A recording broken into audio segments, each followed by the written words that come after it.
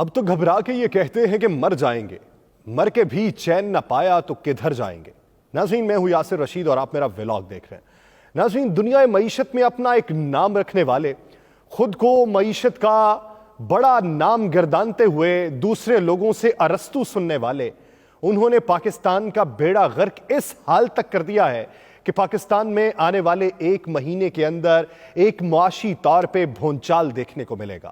آپ ابھی جو آٹے کی قطاروں میں آٹے کے حصول کی تگ و دو کر رہے ہیں، آپ ابھی جو اشیاء خورنوش کی خریداری کے لیے پریشان ہیں اور یہ سمجھتے ہیں کہ میری جیب میں 500 تھا لیکن 700 روپے کی خریداری ہو رہی ہے، آپ ابھی جو یہ سمجھتے ہیں کہ سونا میں خرید پاؤں گا، آپ ابھی جو یہ سمجھتے ہیں کہ میں گاڑی خرید سکتا ہوں، آپ کو روٹی پانی کے لالے پڑ جائیں گے۔ آپ کو اپنی زندگی گزارنا اس حد تک مشکل دکھائی دے گا کہ آپ کو لگے گا کہ زندگی سے چھٹکارا حاصل کر لیا جائے۔ پاکستان کی موجودہ معاشی صورتحال یہ ہے کہ ڈالر کو ڈی کیپ کر دیا گیا ہے۔ ڈی کیپ کرنے کا مطلب کیا ہے؟ یہ ہم نے آئی ایم ایف کے دباؤ کے اوپر کیا۔ ہمیں اس سے پہلے بھی بے حد دباؤ تھا کہ ڈالر کو ڈی کیپ کر دیا جائے اور ڈی کیپ کرنے کے بعد اس کی ایویلیویشن مارکیٹ کرے، مارکیٹ تعین کرے کہ ڈالر کا ریٹ کیا ہے۔ ڈالر جب 225 روپے کا تھا تو معیشت دان یہ رائے رکھتے تھے کہ مصنوعی طور پہ ڈالر کی قیمت کو روک رکھا ہے۔ ہمارے وزیر خزانہ اسحاق ڈار صاحب جب پاکستان میں واپس آئے تو ان کا یہ کہنا تھا کہ ڈالر کی اصل قیمت 280 روپے نیچے ہے، میں اسے اصل قیمت پہ لے کے آؤں گا اور کارٹلائزیشن کو ختم کروں گا۔ وہ مافیا جو ڈالر کو اپنے گھر پہ سٹور کر رہا ہے، وہ مافیا جو غیر قانونی طریقے سے ڈالر کو باہر منتقل کر رہا ہے، ان کے خلاف محاذ کھڑا کیا جائے گا اور ان کا کلا کما کیا جائے گا۔ ناظرین، نہ تو ڈالر کی بیرون ملک سمگلنگ روکی جا سکی، نہ ڈالر کی پاکستان میں سٹہ بازی کو روکا جا سکا، نہ پاکستان کے اندر اس کو گھر کے اندر ذخیرہ کرنا روکا جا سکا، اور صورتحال اس نہج تک آن پہنچی کہ پاکستان میں ڈالر موجود نہیں تھا۔ یہاں سے افغانستان گیا، افغانستان سے بھارت گیا، اور یہاں سے دبئی میں بھی جہازوں کے ذریعے ڈالر کو منتقل کیا جاتا رہا۔ بالآخر ہمارے ریزرو کم ہونے لگے، ہم کشکول لیے دنیا کے آگے اپنے سیلاب متاثرہ ہونے کا ڈھنڈورا پیٹتے رہے اور دنیا کو کہتے رہے کہ ہم سیلاب سے متاثرہ ملک ہیں، ہماری کچھ مدد کر دی جائے۔ لیکن دنیا اگر آپ سے یہ سوال کر لے کہ آپ کے ڈالرز گئے کدھر؟ آپ نے درآمدات پر پابندی لگا رکھی تھی، آپ کی برآمدات کم ہوتی رہیں، لیکن اس کے باوجود بھی آپ کا ڈالر بیرون ملک کیسے منتقل ہو گیا؟ دنیا اگر سوال کرنے لگے تو کیا جوابات ہمارے پاس ہوں گے؟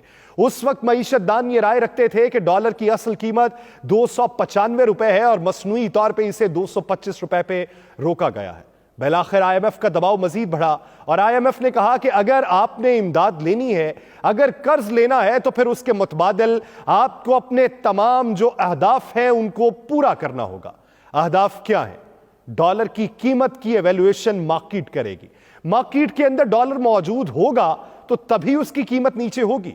اگر مارکیٹ کے اندر ڈالر ہی موجود نہیں ہوگا تب اس کی ایویلیویشن پھر اس حساب سے کی جائے گی۔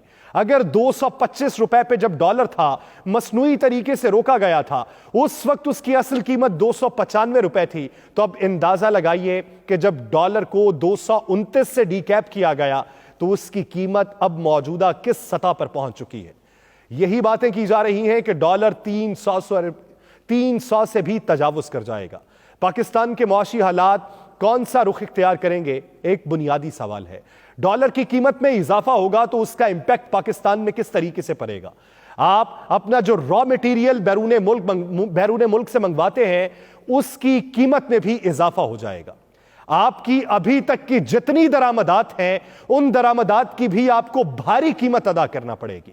اس کے بعد مستقبل قریب میں آپ نے اپنا کوئی را میٹیریل منگوانا ہے، آپ نے سریا منگوانا ہے، آپ نے ٹیکسٹائل انڈسٹری کی صنعت کو فروغ دینے کے لیے دھاگا منگوانا ہے، آپ نے بیرون ملک سے اشیاء خورنوش کی چیزیں منگوانی ہیں تو ان کی قیمتیں بھی 30% بڑھ جائیں گی۔ اندازہ لگائیے کہ جس متوسط طبقے سے تعلق رکھنے والے شخص کا ابھی گزر بسر 30,000 میں مشکل ہو رہا ہے، اگر 30% مزید اس میں اضافہ ہوتا ہے تو اس کی زندگی کون سی سطح پہ کھڑی ہوگی؟ وہ کون سا راستہ دیکھے گا جو اسے بہتری کی طرف گامزن کرے گا؟ پاکستان کے موجودہ حالات اس طریقے سے ہیں کہ یہاں پہ پروڈکشن ہاؤس بند کر دیے گئے ہیں، بیشتر بڑی کمپنیز نے اپنے پلانٹس کو بند کر دیا اور غیر معینہ مدت کے لیے انہیں بند کیا۔ پاکستان کے اندر گاڑیوں کی قیمتوں میں حالیہ اضافہ کیا گیا۔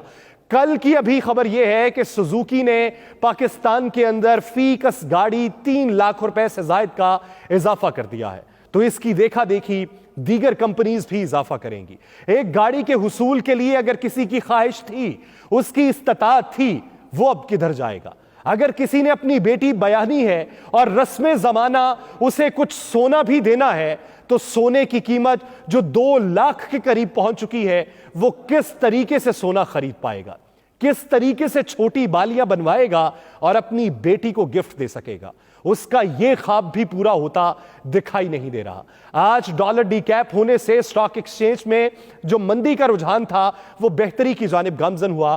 آج 1000 کے قریب پوائنٹس میں اضافہ دیکھا گیا، لیکن دوسری جانب جتنے بھی بڑے پاکستان کے ایکسپورٹرز ہیں، امپورٹرز ہیں یا بڑے بڑے معیشت دان ہیں، وہ یہ رائے رکھتے ہیں کہ پاکستان اگر IMF کی ساری ڈیمانڈز کو ماننا شروع ہو گیا تو اس کے پاکستان کے اوپر بڑے برے اثرات پڑیں گے۔ اندازہ لگائیے کہ اگر ڈالر موجودہ قیمت کے اندر ہی 255 روپے کا ہو تو آپ کو پیٹرول کی خریداری میں کتنا پیسہ ادا کرنا پڑے گا؟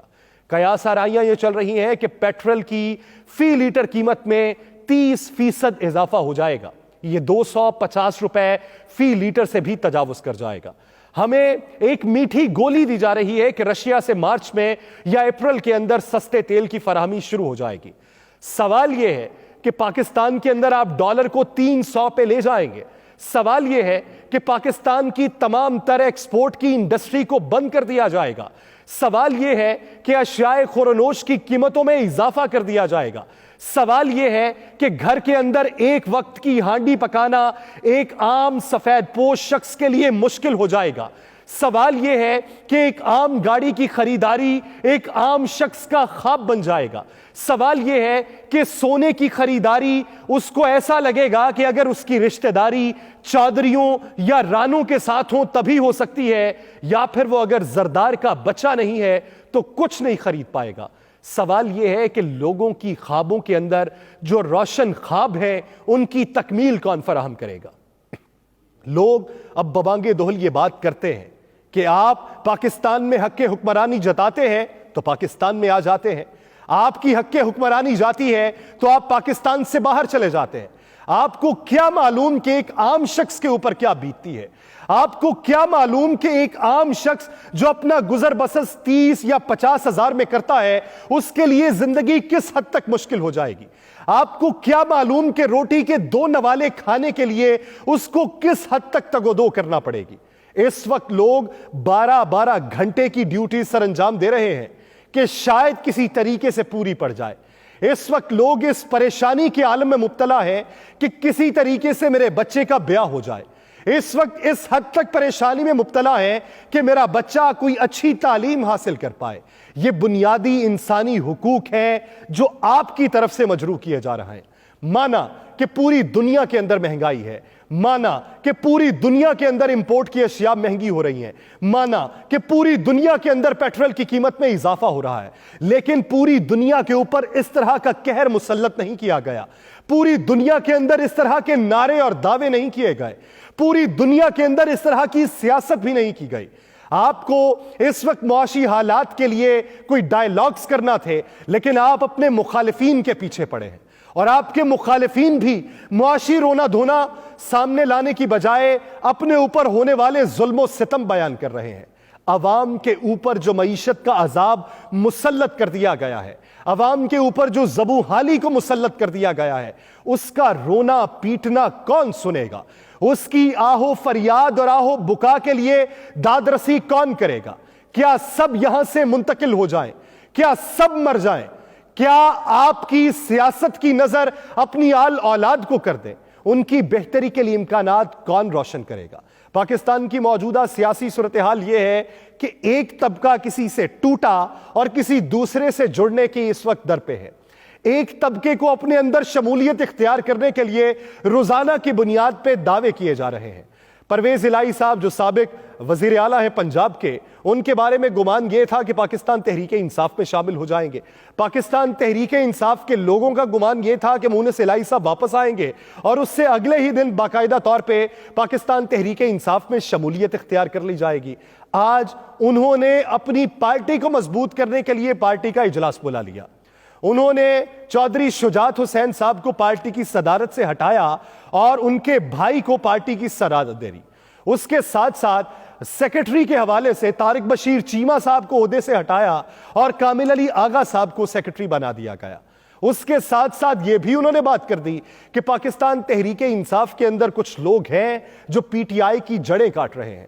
انہوں نے یہ بھی کہہ دیا کہ گرفتاری کے حوالے سے ہمیں افسوس تو ہے، لیکن کچھ گرفتاریاں اگر پہلے ہو جاتی تو حالات بہتر ہو جاتے۔ معاشی طور کے اوپر پاکستان دلدل میں پھنسا ہوا ہے اور پاکستان کے سیاستدان چاہے وہ پی ٹی آئی سے ہوں، پی ایم ایل این سے ہوں، پیپلز پارٹی سے ہوں، جے یو آئی ایف اے سے ہوں یا جس بھی جماعت کے ہوں، انہیں صرف اور صرف اپنی سیاست پڑی ہے۔